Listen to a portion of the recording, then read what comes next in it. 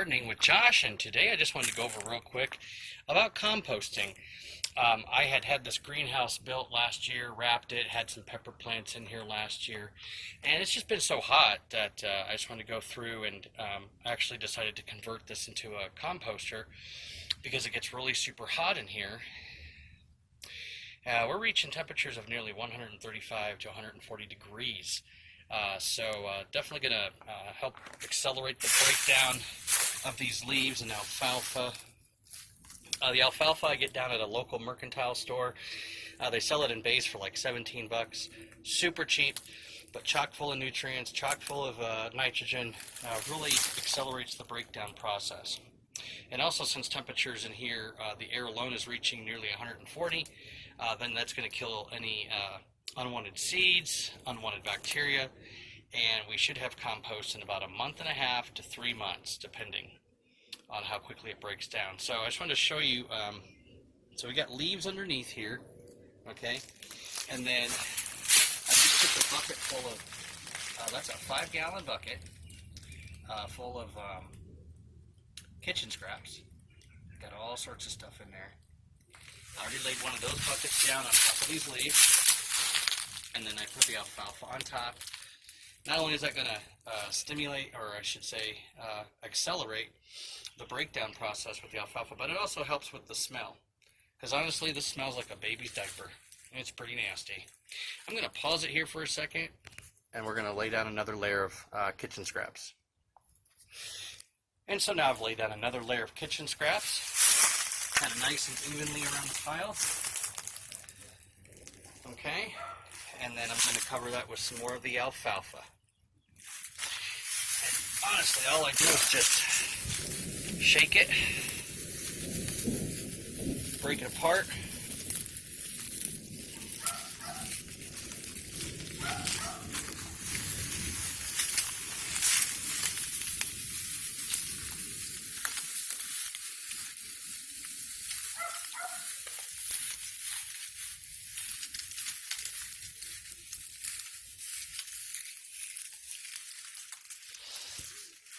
And I'm just going to get that covered up. Hang on, we're going to pause this. So now we got that covered, and the next step, of course, is to go ahead and get some more of these leaves on top and create a whole nother layer. So I'm going to go ahead and get that done, and then we're going to add water. Alright, so we got the leaves, and we even I put a little bit of dirt on there as well, because the dirt contains some more microbes. And so, for a pile this size, we're probably just going to water for about 2 or 3 minutes. So now I've gone ahead and watered that for about 3, 4, 5 minutes. And basically the idea of what we're looking for is you want it to be uniformly moist, but you don't want it to be soggy.